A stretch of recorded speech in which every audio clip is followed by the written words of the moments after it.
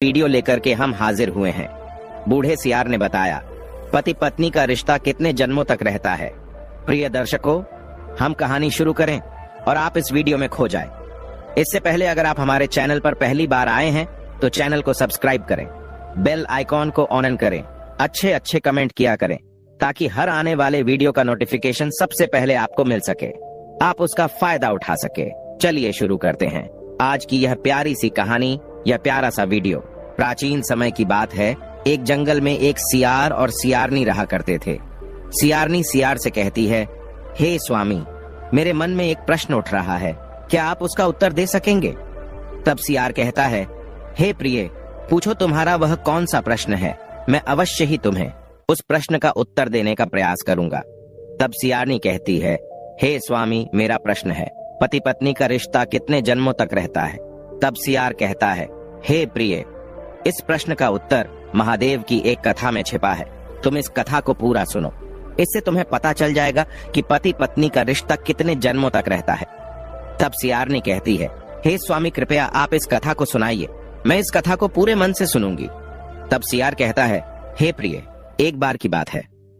माता पार्वती भगवान शिव से कहती हैं, प्रभु कई दिन हो गए, आज ऐसा मन कर रहा है कि कुछ ज्ञान की बातें सुनने को मिले। तो भगवान शिव कहते हैं, बताओ किस प्रकार के ज्ञान की चर्चा की जाए। फिर माता पार्वती कहती हैं, हे प्रभु, मैंने देखा है कि पृथ्वीलोक पर कुछ स्त्री पुरुष बड़े ही प्रेम से जीवन जीते हैं। यहाँ तक कि कुछ स्त्री पुरुष तो एक पल के लिए भी दूर नहीं होते, एक दूसरे को देखकर ही जीते हैं। वहीं एक दिन जोड़ी निश्चित बिछड़ती है। प्रभु, मैं ये जानना चाहती हूँ कि आने वाले जन्म में क्या फिर वह जोड़ी पति पत्नी के रूप में मिलती है या नहीं। और साथ ही कुछ चर्चा भाग्य को लेकर भी चाहती हूँ कि जो भाग्य में नहीं होता, क्या वह इंसान को प्राप्त हो सकता है? भगवान शिव कहते हैं, हे पार्वती, मैं तुम्हारे मन की बात ठीक से समझ चुका हूँ। अब मैं तुम्हें एक छोटी सी कहानी सुनाता हूँ। इस कहानी को बड़े ही मन से सुनना, क्योंकि इस कहानी को सुनने से तुम्हें दो ज्ञान की बातें प्राप्त होंगी। पहली, स्त्री पुरुष का नाता कितने जन्मों तक रहता है। दूसरा, भाग्य में जो नहीं होता वह कभी नहीं मिलता। भगवान शिव कहते हैं, हे पार्वती, एक राजकुमारी थी जो पूरी तरह से चरित्रवान थी, जिसकी शादी एक चरित्रवान राजकुमार के साथ हुई थी। दोनों ही जीवन का आनंद सुख वैभव के साथ ले रहे थे। धन की कोई कमी नहीं थी, कमी थी तो एक संतान की थी, जिसको लेकर की राजकुमारी चिंताग्रस्त रहती थी। समय धीरे धीरे गुजरता गया। एक दिन राजकुमारी की तबीयत अचानक बहुत खराब हो गई। फिर वह राजकुमार से बोली, प्रीतम, मैंने आपको बहुत प्यार किया है, मैंने आपकी बहुत सेवा की है, भजन पूजा भी की है, मगर मैं आपकी एक खुशी पूरी नहीं कर पाई।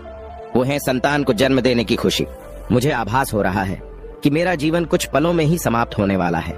मलाल मत करना, मेरे न रहने के बाद मेरी यादों में जीवन जीना।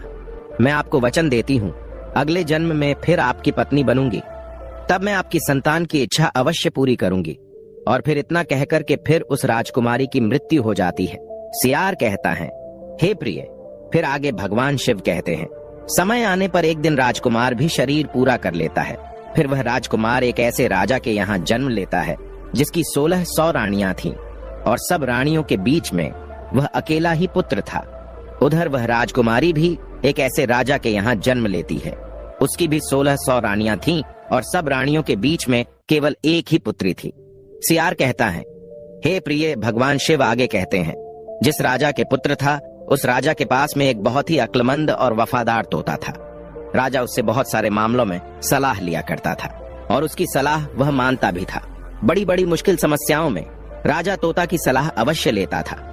सियार कहता है, हे प्रिय, भगवान शिव माता पार्वती को आगे बताते हुए कहते हैं, अब एक दिन राजा ने उस तोते को बुलाया और तोते से कहा, हे तोते, मैं तुम्हें एक बहुत बड़ी जिम्मेदारी सौंपता हूँ जो तुम्हें पूरी करनी है। तो तोता ने कहा, बोलो महाराज, मैं आपके लिए कुछ भी कर सकता हूँ। तो राजा ने कहा, हे तोते, तुम तो जानते हो कि मेरा एक ही बेटा है और मैं अपने बेटे के लिए जैसी बहू चाहता हूँ, तुम्हें ढूंढ करके वैसी ही बहू लानी है। और फिर राजा ने उस तोते को अपने मन की सारी बात बता दी कि वह बहू कैसी चाहता है। फिर राजा की बात को सुनकर के वह तोता राजी हो गया और फिर तोता ने राजा से कहा, महाराज, आप जैसी भी राजकुमारी चाहते हैं, आपकी जैसी भी पसंद हो, आप एक पर्ची पर लिख करके और मेरे पैर में वह पर्चा बांध दो। और फिर आगे का काम आप मेरे ऊपर छोड़ दो। मैं वैसी ही राजकुमारी तलाश करके लाऊंगा जैसी राजकुमारी आप चाहते हैं। सियार कहता है, हे प्रिय, भगवान शिव आगे कहते हैं। फिर तोते की बात को सुन करके राजा ने एक पर्ची पर अपनी पसंद की राजकुमारी के बारे में लिख दिया कि वह कैसी राजकुमारी चाहता है, और उस पर्चे को तोते के पैर में बांध दिया। अब तोता एक पड़ोसी देश में पहुंचा जहां बहुत भारी बारिश हो रही थी, तो उसको एक जंगल में शरण लेनी पड़ी। उसको एक पुराना खोखला पेड़ मिल गया जहां उसको लगा कि वह जगह उसके आराम के लिए बहुत ही ठीक रहेगी। सियार कहता है, हे प्रिय, भगवान शिव आगे कहते हैं। जैसे ही तोते ने उस खोखले पेड़ के अंदर जाने के लिए सोचा, वैसे ही अंदर से एक आवाज आई, तुम अंदर नहीं घुसना, नहीं तो तुम अंधे हो जाओगे। फिर तोता ऐसी डरावनी बात सुनकर के उस खोखले पेड़ के अंदर नहीं घुसा और पेड़ की जड़ के पास में एक टहनी उग रही थी, उस पर जाकर के बैठ गया और बारिश खत्म होने का इंतजार करने लगा। बारिश बंद होने के बाद में उस खोखली जगह में से एक मैना निकली और आकर तोते के पास बैठ गई। फिर दोनों बहुत देर तक बातें करते रहे। इस बीच तोते ने मैना को सारी बात बताई कि वह कहाँ जा रहा है।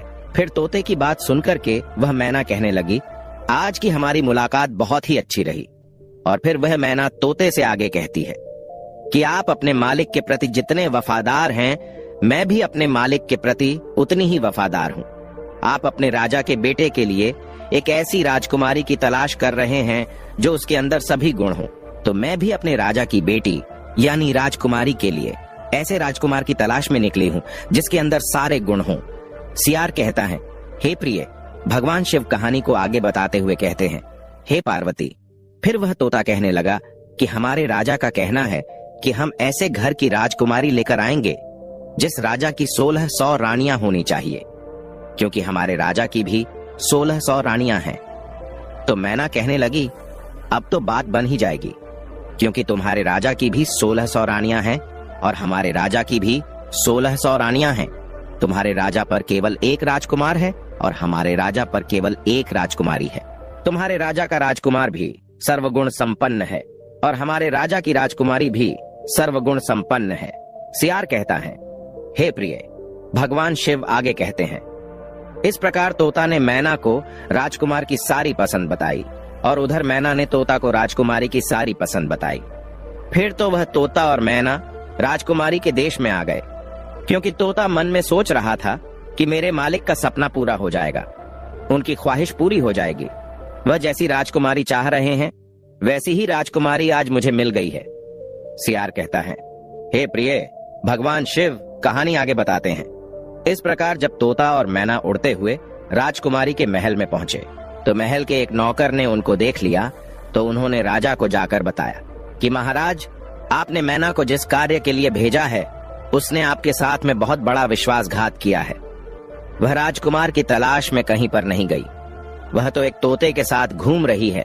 मैंने तोते के साथ घूमता हुआ अपनी आंखों से देखा है और आपकी बात तो पूरी तरह से भूल गई है। आपकी आज्ञा का उसने उल्लंघन किया है। सियार कहता है, हे प्रिय, भगवान शिव आगे कहते हैं। इस प्रकार राजा को क्रोध आ जाता है और वह तोता और मैना को दोनों को मारने का हुक्म देता है। सियार कहता है, हे प्रिय, भगवान शिव आगे कहते हैं। जिस समय पर राजा ने तोता मैना को मारने की सजा सुनाई, तो ये बात मैना को मालूम पड़ गई और मैना ने तोता से कहा, हम दोनों की जान यहाँ पर खतरे में है। जितनी जल्दी हो सके हम दोनों को यहाँ से कहीं दूर भाग जाना चाहिए। जल्दी से यहाँ से उड़ो, वरना दोनों बेमौत मारे जाएंगे। इससे पहले कि राजा के तीर हमको मारे, चलो हम यहाँ से कहीं दूर भाग चलें। और फिर ऐसा सोचकर कि वह तोता और मैना वहां से बहुत दूर उड़ गए। सियार कहता है, हे प्रिय, भगवान शिव आगे कहते हैं। राजा के नौकर उनको मारने गए तो बहुत देर तक ढूंढने पर भी उनको न पा सके और फिर अपने आप को यह तसल्ली देते हुए वापस आ गए कि लगता है तोता मैना को शाही हुक्म का पता चल गया, इसलिए वे किसी सुरक्षित जगह पर चले गए। अब तोता और मैना ने कुछ दिन तक इंतजार किया ताकि लोग उस बात को भूल जाएं। फिर उसके बाद में वे वापस महल आए और आकर के तोता राजा के दाएं घुटने पर और मैना राजा के बाएं घुटने पर आकर के बैठ गई। फिर तोता मैना ने राजा से पूछा, आप हमको क्यों मारना चाह रहे थे? हम तो आपके वफादार हैं, आपके महल के नौकर हमसे जलते हैं, इसीलिए उन्होंने आपसे हमारी बुराई की। हम दोनों तोता और मैना बड़ी शान वाले उन राजाओं के नौकर हैं जो अक्लमंद भी हैं और अमीर भी हैं। हमने आपके साथ में हमेशा वफादारी की है। सियार कहता है, हे प्रिय, भगवान शिव कहानी को आगे बताते हुए कहते हैं, अब तोता और मैना अपने मन की बात बताते हैं और कहते हैं कि दोनों राजाओं के यहाँ पर 1600 रानियां हैं। उनमें से एक के केवल एक बेटा है और दूसरे राजा की केवल एक बेटी है। इन दोनों राजाओं ने हालांकि एक दूसरे को कभी देखा नहीं है, पर ये दोनों अपने बच्चों की एक दूसरे के बच्चों से शादी करना चाहते हैं। एक राजा को ऐसी बहू चाहिए जैसी दूसरे राजा की बेटी है, और दूसरे राजा को वैसा ही दामाद चाहिए जैसा कि दूसरे राजा का बेटा है। महाराज देखिए, हम दोनों उन्हीं दोनों राजाओं के नौकर हैं। भगवान की कृपा से हम लोग आपके राज्य के बाहर एक जंगल में मिले थे और अब यह अच्छी खबर लेकर के हम आपके पास आए हैं। सियार कहता है, हे प्रिय, इस प्रकार तोता और मैना ने अपने मन की बात राजा से कह करके राजा को खुश कर दिया। और फिर तोता ने राजा की तरफ अपना पैर बढ़ा दिया, जिसमें एक पर्चा बना हुआ था और जिसमें राजकुमार की पसंद लिखी हुई थी। फिर तो राजा ने वह पर्चा पढ़ा तो बहुत ही खुश हुआ। पहले तो उसे उन तोता मैना पर विश्वास नहीं हुआ, फिर दोनों के पर्चा साथ देख करके राजा को तोता मैना पर विश्वास हो गया। सियार कहता है, हे प्रिय, भगवान शिव आगे कहते हैं, फिर राजा ने तोते के पैर से राजकुमार की शाही तस्वीर निकाली और अपनी रानियों के पास में भेज दी और कहा, यह तस्वीर देख करके बताएं कि राजकुमारी के लिए यह राजकुमार कैसा है। क्या सभी रानियां राजकुमार को पसंद करती हैं या नहीं? सियार कहता है, हे प्रिय, भगवान शिव आगे माता पार्वती को कहानी सुनाते हुए कहते हैं, कुछ दिन बीत गए पर तस्वीर वापस नहीं आई। राजकुमारी को वह तस्वीर बहुत ही पसंद आई और फिर वह राजकुमारी उस राजकुमार की तस्वीर को अपने हाथ में ही लिए रखती थी। खैर, कुछ दिनों के बाद में रानियों की तरफ से जवाब आया कि राजकुमार सबको पसंद आए, अब उसकी शादी जल्दी ही हो जानी चाहिए, क्योंकि राजकुमारी तो राजकुमार को देखे बिना जी नहीं पा रही है। सियार कहता है, हे प्रिय, भगवान शिव आगे कहते हैं, जैसे ही यह जवाब राजा के पास पहुंचा तो राजा ने तोते को यह कह करके वापस भेज दिया कि वह अपने मालिक से जाकर कहे कि राजकुमार की मनपसंद लड़की मिल गई है, वह 4 महीने के अंदर अंदर शादी के लिए हमारे पास आ जाएं। सियार कहता है, हे प्रिय, भगवान शिव की कहानी बताते हुए कहते हैं, फिर तोते ने आदर के साथ में झुक करके राजा को प्रणाम किया और अपने देश उड़ गया। फिर अपने देश पहुंच करके तोते ने राजा को अपनी यात्रा की सफलता के बारे में बताया तो राजा यह सुनकर बहुत ही खुश हुआ कि वह जैसी बहू चाहता था उसे वैसी ही राजकुमारी अपने बेटे के लिए मिल गई। और फिर राजा ने तुरंत ही इस शानदार मौके को शानदार तरीके से मनाने का हुक्म दे दिया। सियार कहता है, हे प्रिय, भगवान शिव आगे कहते हैं, राजकुमार के लिए राजा ने सबसे कीमती और बढ़िया कपड़े बनवाए, घोड़ों के लिए बहुत शानदार जीन बनवाई गई, सिपाहियों के लिए भी नई और बढ़िया वेशभूषा बनवाई गई। बहुत सारे तरह की भेंटें जैसे अनमोल हीरे जवाहरात, बढ़िया कपड़े, मुश्किल से मिलने वाले फल, कीमती मसाले और बढ़िया किस्म के इत्र आदि इकट्ठा किए गए। हर चीज को याद करके राजा ने इकट्ठा किया। सियार कहता है, हे प्रिय, भगवान शिव आगे कहते हैं, महीने जल्दी ही गुजर गए। इतनी तैयारियों में समय कब निकल गया पता ही नहीं चला। पर अफसोस, शादी की कुछ दिन पहले ही राजकुमार का पिता बीमार पड़ गया और वह मर गया। अब परिवार वालों के लिए यह एक बहुत ही बड़ा धक्का था। राजकुमार को अपना जाना टालना पड़ा, क्योंकि ऐसे समय पर शादी के लिए राजकुमार का जाना अपने पिता का अपमान करना दिखाता था। फिर जैसे ही राजकुमार के पिता की मौत का अफसोस का समय बीता, फिर राजकुमार तोते के साथ में राजकुमारी के साथ में शादी करने के लिए निकल पड़ा। उधर राजकुमारी का देश कोई ज्यादा दूर नहीं था, इसलिए राजकुमार तोते के साथ में बहुत ही जल्दी पहुंच गया और फिर राजकुमार ने अपने डेरे राजकुमारी के महल के पास वाले बगीचे में डाल दिए। सियार कहता है, हे प्रिय, भगवान शिव आगे कहते हैं, अगर राजकुमार उस बगीचे में न घुसा होता तो अच्छा होता, क्योंकि वहां उसका तोता मर गया। उस बगीचे के माली ने उस तोते को मार दिया, क्योंकि वह तोता एक खजूर पर बैठ करके खजूर को तोड़ रहा था और राजकुमार की तरफ उस खजूर को फेंक रहा था। यह बात माली को रास नहीं आई और तोते पर क्रोध किया और उसने तोते को मार दिया। सियार कहता है, हे प्रिय, भगवान शिव कहानी को आगे बढ़ते हुए कहते हैं, जैसे ही राजकुमार के ऊपर यह मुसीबत आई, उसके कुछ देर के बाद ही उसने सुना कि राजकुमारी के पिता ने अपनी बेटी की शादी उसके साथ करने से इनकार कर दिया, क्योंकि उसका पिता मर गया था। अब बगीचे में डेरा डालने के कुछ दिन बाद ही राजकुमारी बाहर सैर करने के लिए अपनी पालकी में जा रही थी, तो इत्तेफाक से उसी रास्ते से गुजरी जिस रास्ते पर वह बगीचा था। उसने बगीचे पर नजर डाली तो वहां राजकुमार को देखा। फिर राजकुमारी उस राजकुमार को पहचान गई, क्योंकि उसकी तस्वीर अभी भी उसके पास में थी।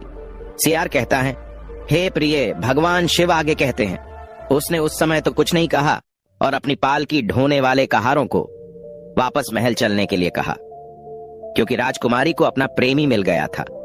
उसी समय से उसको सब कुछ बहुत अच्छा लगने लगा। शाम को खाने के समय राजकुमारी ने अपने खाने में से आधा खाना खाया और बचा हुआ आधा खाना राजकुमार की तस्वीर के साथ में राजकुमार को भेज दिया। उसने अपनी नौकरानी से कहा कि वह राजकुमार से कहे कि वह उस खाने को खा ले और अगर वह न खाए तो उसमें अपनी उंगली घुसा दे। सियार कहता है, हे प्रिय, भगवान शिव माता पार्वती को आगे कथा बताते हुए कहते हैं, नौकरानी ने वैसा ही किया। राजकुमार ने खाना नहीं खाया तो नौकरानी ने उसको खाने की प्लेट में उंगली घुसाने के लिए कहा। जब उसने प्लेट में रखे चावल में अपनी अंगुली घुसाई तो वहां उसको अपनी तस्वीर मिली। उसने सोचा कि राजकुमारी तो मुझे प्यार करती है। ऐसा सोच करके उसने अपने हाथ पहुंचे और एक चिट्ठी राजकुमारी के नाम लिखी और उसे नौकरानी को देकर के वापस भेज दिया। सियार कहता है, हे प्रिय, भगवान शिव आगे कहते हैं। फिर जब राजकुमारी ने वह चिट्ठी पढ़ी तो उसके मन में राजकुमार से मिलने की इच्छा ने जोर पकड़ लिया। उसने आधी रात को अपना घोड़ा तैयार करवाया, अशर्फियों से भरा एक थैला लिया और उस बगीचे की तरफ चल दी जहां पर राजकुमार ठहरा हुआ था। तो राजकुमारी बोली, तुम आश्चर्य में मत पड़ो, मैं तुम्हें बहुत प्यार करती हूँ और इसीलिए मैं छिपकर तुम्हारे पास आई हूँ। मेरे पिता तुमसे मेरी शादी की इजाजत नहीं देंगे।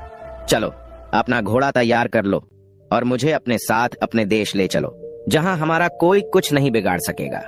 सियार कहता है, हे प्रिय, भगवान शिव आगे कहते हैं। फिर वह राजकुमार और राजकुमारी दोनों ही घोड़ों पर सवार होकर के राज्य से बाहर की तरफ चल दिए और वह एक ऐसे स्थान पर पहुंच गए जहां पर उनकी जान बहुत बड़े खतरे में पड़ गई। वह जिस नगर में पहुंचे उस जगह पर एक जादूगरनी रहती थी। उसकी भी एक बेटी थी। जैसे ही उसकी बेटी ने राजकुमार को देखा तो जादूगरनी की बेटी उस राजकुमार से प्रेम कर बैठी और उससे शादी करने की दृढ़ प्रतिज्ञा की।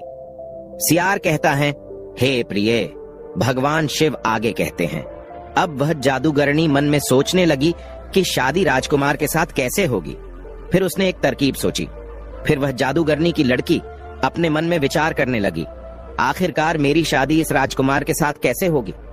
फिर उसने एक तरकीब सोची और अपनी मां जादूगरनी से राजकुमार और राजकुमारी को अपने घर खाने के लिए बुलाने के लिए कहा और फिर अपनी बेटी की बात को मान करके उस जादूगरनी ने राजकुमार और राजकुमारी को अपने घर खाने के लिए बुलाया।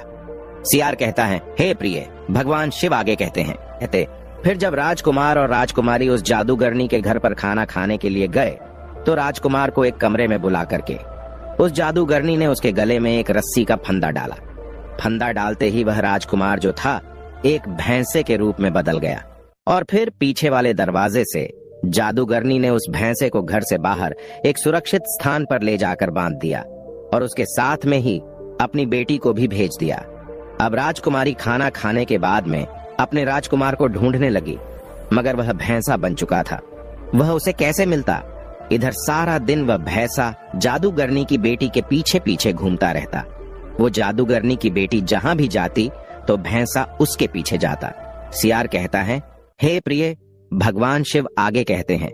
वह जादूगरनी की बेटी रात को भैंसे के गले से वह रस्सी का फंदा निकाल देती थी, जिससे वह राजकुमार बन जाता था और भैंसे का रूप खत्म हो जाता था। और जैसे ही सुबह होती थी वैसे ही वह रस्सी का फंदा फिर राजकुमार के गले में डाल करके उसे भैंसा बना देती थी और दिन भर उसे बाहर घुमाती थी। उधर राजकुमारी को राजकुमार से बिना मिले कई दिन हो गए थे। राजकुमारी पागलों की तरह अपने राजकुमार को ढूंढ रही थी। वह बहुत ही दुखी थी। उसको पता ही नहीं था कि अब वो करे तो क्या करे। आखिरकार राजकुमार उसको छोड़कर कहां चला गया। कभी राजकुमारी मन में सोचती, लगता है राजकुमार ने मुझे धोखा दे दिया। कभी सोचती कि मुझे धोखा नहीं दे सकता है, वह मुझे बहुत प्यार करता है, मैं भी उससे बहुत प्यार करती हूँ। कहीं ऐसा तो नहीं किसी ने उसका कत्ल कर दिया हो। सियार कहता है, हे प्रिय, भगवान शिव आगे माता पार्वती से कहते हैं। फिर उस राजकुमारी ने एक आदमी का रूप रखा और उस देश के राजा के पास गई और उससे अपने मन की बात कही। उधर राजा राजकुमारी की शक्ल और सूरत और बोलने के ढंग से बहुत ही प्रभावित हुआ। फिर राजा ने अपने दरबार में उस राजकुमारी को कोतवाल के पद पर नियुक्त कर दिया।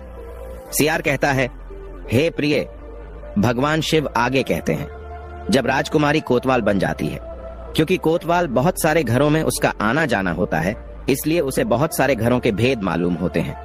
इस प्रकार राजकुमारी कोतवाल बनकर के राजा के यहाँ पर काम करने लगी। समय धीरे धीरे बीतता गया, कई साल गुजर गए। फिर एक दिन राजा की मृत्यु हो जाती है। उधर सभी नगरवासी उस कोतवाल को राजा बना देते हैं, क्योंकि उस कोतवाल राजकुमारी का व्यवहार जनता के प्रति बहुत ही अच्छा था।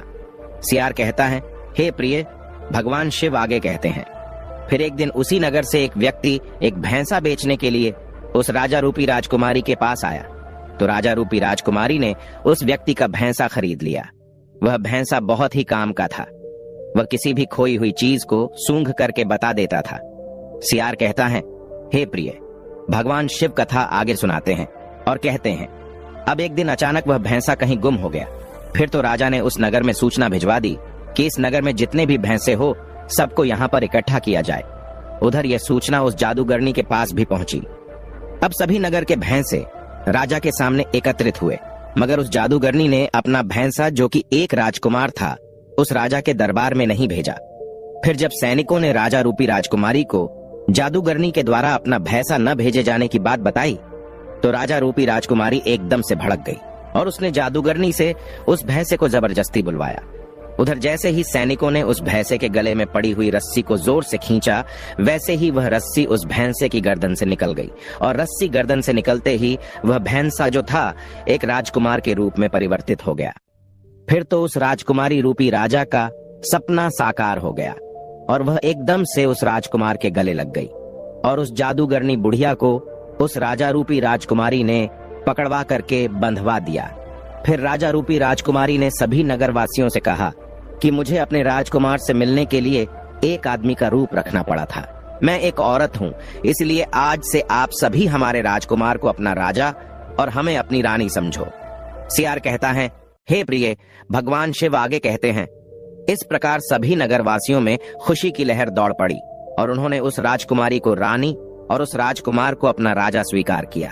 अब इधर तो वह राजकुमार राजा बनता है और वह राजकुमारी रानी बनती है, और उधर उस जादूगरनी बुढ़िया को सूली पर चढ़ा दिया जाता है और उसकी बेटी राजकुमारी को हमेशा के लिए कैद में डलवा दिया जाता है, क्योंकि जो जादूगरनी की बेटी थी उसने पूर्व जन्म में अपने पति को झूठा दोष लगा करके एक राजा की कैद में डलवा दिया था। इसलिए इस जादूगरनी की बेटी को भी राजा की कैद का सामना करना पड़ा। सियार कहता है, हे प्रिय, भगवान शिव आगे कहते हैं, फिर वह राजा और रानी बनकर के एक दिन घूमने के लिए जाते हैं और जब जंगल से होकर गुजरते हैं तो वह एक पेड़ के पास में आराम करने लगते हैं। वह पेड़ बरसों पुराना था। उस पर राजकुमार और राजकुमारी ने अपने पूर्व जन्म में एक प्रेम चिन्ह बनाया था जो पूरी तरह से सुरक्षित था। फिर तो उस राजकुमार और राजकुमारी की नजर जैसे ही उस प्रेम चिन्ह पर पड़ती है तो एकदम से दोनों को अपनी पुराने जीवन की सारी गाथा याद आ जाती है। पुराने जीवन की, पुराने जन्म की सारी बातें याद आ जाती हैं और उनके जीवन में एक खुशी की लहर दौड़ जाती है। फिर वह राजकुमारी कहती है, मुझे सब कुछ याद आ गया। मैं आपको बहुत प्रेम करती थी, आप भी मुझे बहुत प्रेम करते थे। मैंने आपकी बहुत सेवा की थी। केवल मुझे एक ही मलाल था कि मैं आपकी खुशी के लिए एक संतान को जन्म नहीं दे सकी, लेकिन इस जन्म में फिर हम दोनों आकर के मिले हैं और पति पत्नी के रूप में मिले हैं, क्योंकि यह हमारा सच्चा प्रेम था। इसीलिए हम दोनों एक होकर के मिले और मुझे पूरा विश्वास है कि इस जन्म में ईश्वर हमारी अवश्य सुनेगा और आपको संतान का सुख अवश्य मिलेगा। सियार कहता है, हे प्रिय, भगवान शिव आगे कहते हैं। फिर समय धीरे धीरे गुजर जाता है और पूर्व जन्म के जो भी भूभाग थे वह उसी जन्म में पूरे हो जाते हैं और फिर वह राजकुमारी गर्भ धारण करती है और समय आने पर एक सुंदर से पुत्र को जन्म देती है। इस प्रकार एक पत्नी अगले जन्म में आकर के अपने पति को भी प्राप्त करती है और पति की खुशी के लिए एक पुत्र रत्न को भी जन्म देती है। हे प्रिय, भगवान शिव माता पार्वती से कहते हैं, इस कथा से ज्ञान की बात यह प्राप्त हुई कि यदि स्त्री पुरुष आपस में सच्चा प्रेम करते हैं और आपस में तनिक भी विरोधाभास नहीं होता, ऐसे पति पत्नी का रिश्ता जन्म जन्मांतर का होता है। वहीं अगर स्त्री पुरुष को धोखा देती है तो उसे भी धोखा मिलता है, और यदि पुरुष स्त्री को धोखा देता है तो पुरुष को भी धोखा मिलता है। इसलिए पति पत्नी का रिश्ता अटूट विश्वास का होता है। इसलिए एक दूसरे के साथ विश्वास बनाए रखना चाहिए। और जो स्त्री पुरुष विश्वास की डोर मजबूत रखते हैं वह हर जन्मों में पति पत्नी के रूप में मिलते हैं और उनकी पूर्व जन्म की शेष रही इच्छा भी भाग्य की देवी पूरी करती है। जिस प्रकार राजकुमारी को अपने अगले जन्म में वही राजकुमार पति के रूप में मिला और उसकी शेष रही इच्छा जो संतान की प्राप्ति की थी, फिर उसे अगले जन्म में संतान का सुख भी मिला। सियार कहता है, हे प्रिय, भगवान शिव आगे माता पार्वती से कहते हैं, अब इस कहानी से दूसरे ज्ञान की बात यह प्राप्त हुई कि भाग्य में जो नहीं होता वह कभी नहीं मिलता, क्योंकि जादूगरनी की बेटी का चरित्र ठीक नहीं था। वह अपनी जादुई शक्ति के बल पर राजकुमार को हासिल करना चाहती थी, जो कि राजकुमार उसके भाग्य में नहीं था। इसीलिए वह उस राजकुमार को हासिल नहीं कर सकी, क्योंकि जो भाग्य में नहीं होता वह कभी नहीं मिलता। राजकुमार केवल उस राजकुमारी के भाग्य में था। इसलिए पुनः इतनी सारी मुश्किलें झेलने के बाद भी उस राजकुमारी को उसके पूर्व जन्म का पति राजकुमार इस जन्म में भी वही राजकुमार पति के रूप में प्राप्त हुआ। सियार कहता है, हे प्रिय, अब भगवान शिव कहते हैं, हे पार्वती, पति पत्नी का रिश्ता जन्म जन्मांतर का होता है।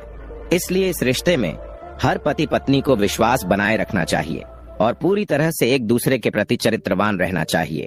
और जो चीज भाग्य में नहीं होती वह चाहे कितना भी प्रयास कर लो वह प्राप्त नहीं होती। इसलिए गलत रास्ता अख्तियार करके कभी भी प्रयास नहीं करना चाहिए। फिर सियार कहता है, हे प्रिय, तुम्हारे इस प्रश्न का उत्तर तुम्हें मिल गया होगा। तब सियारनी कहती है, हाँ स्वामी, मुझे मेरे प्रश्न का उत्तर मिल गया है और मैं इस कथा को सुनकर पूर्ण संतुष्ट हूँ।